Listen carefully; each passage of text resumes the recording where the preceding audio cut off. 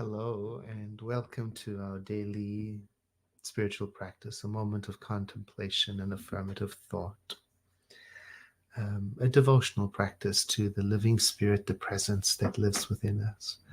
As I lit the candle today, I noticed I'm down to the green. The purple is all gone, the blue is all gone, and it's making its way down. This is our 6 a.m. Pacific time, but you may be in a different time zone, and I'd love to know where you are.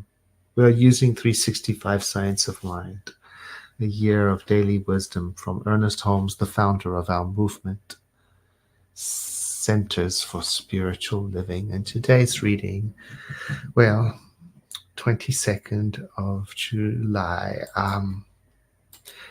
It's one of those readings where I really wish I had a couple of weeks of time together to unpack everything that is in here.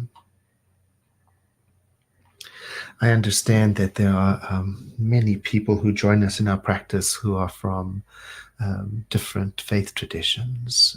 Some are Christian, some are not Christian, some are still discovering, some are Jewish, some are all of the above and different.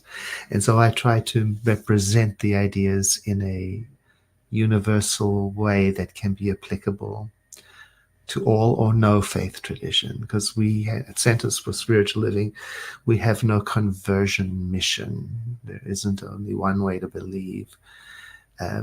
So today's reading, there is so much of the Christian Bible in it.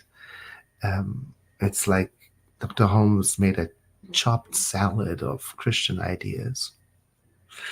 So I'll let it stand as it is, but I just so wish I had time together to unpack the phrases in a universal context, to take the spiritual ideas out.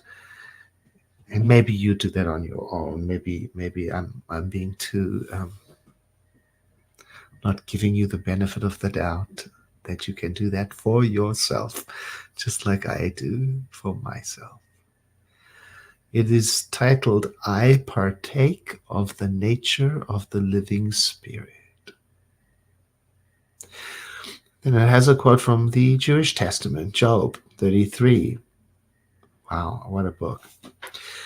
The Spirit of God, the living Spirit, has made me, and the breath of the Almighty gave me life.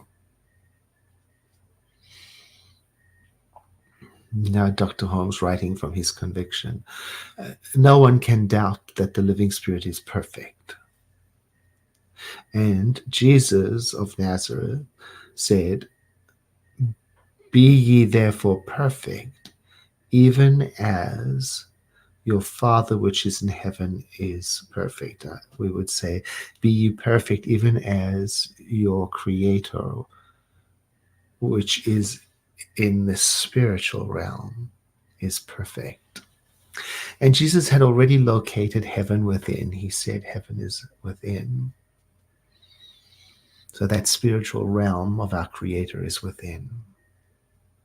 And he also said, and now he's quoting a very famous prayer, thy kingdom come, thy will be done in earth as it is in heaven. He's quoting what has come to be known as the Lord's Prayer, a prayer that Jesus gave to his followers, saying to them, pray in this way, not meaning for them to repeat, I'm guessing, not meaning for them to repeat the exact words, but in this way means in this style. And there's a lot to unpack there. Because then if we were to examine the style of the Lord's Prayer, we would know everything that we need to know about the affirmative approach to prayer.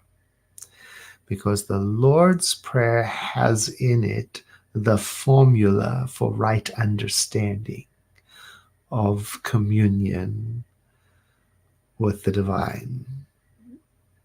So he's quoting it, "Thy kingdom come, thy will be done in earth as it is in heaven," by which he meant, Ernest Holmes says, that when we do the will of the divine, when we align ourselves with the will of the divine, we have to unpack that too, that when we do that, earth will be like heaven. In other words, the outside will be like the inside. Above will be like below. In other words, that everything will be matched to the truth because it's all one. So, our claims, our affirmation, our prayer, our acceptance, our communion, all of this that we do with the infinite ought to be based on the realization that the divine is in and through its own creation. So when we are making a claim, we are not speaking from the standpoint of being an isolated spot separate from the divine, but it's an attitude of accepting, acknowledging, agreeing with a perfection that already exists.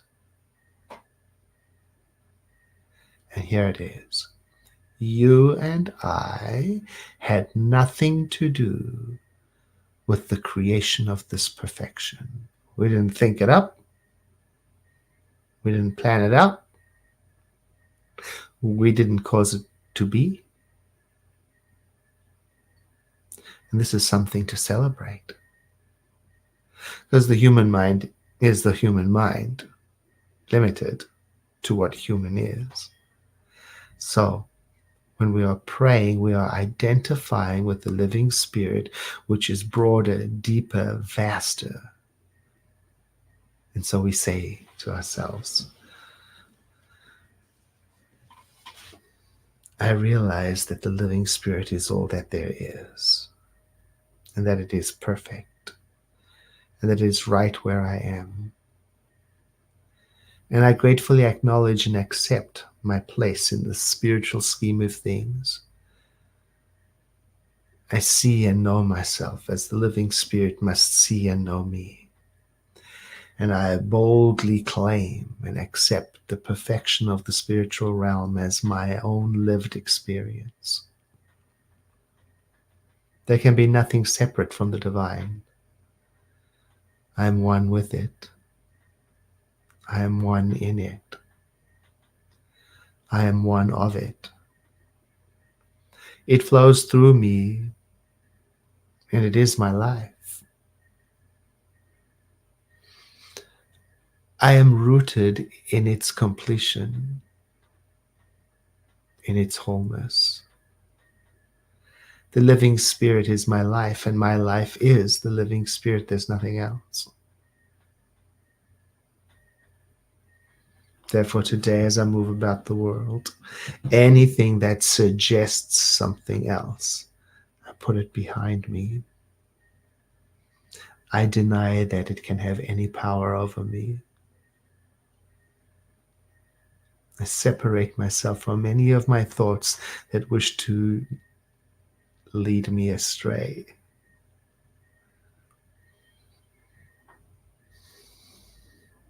Today, with complete relaxation, I accept that which the living spirit has given me, myself. I partake in the nature of the living spirit.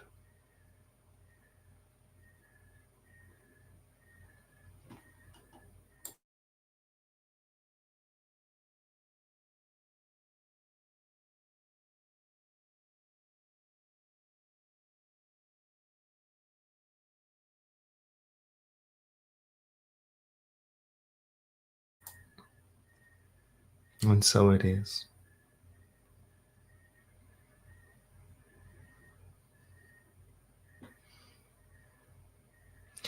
Thank you for being here today, and I look forward to being with you again soon.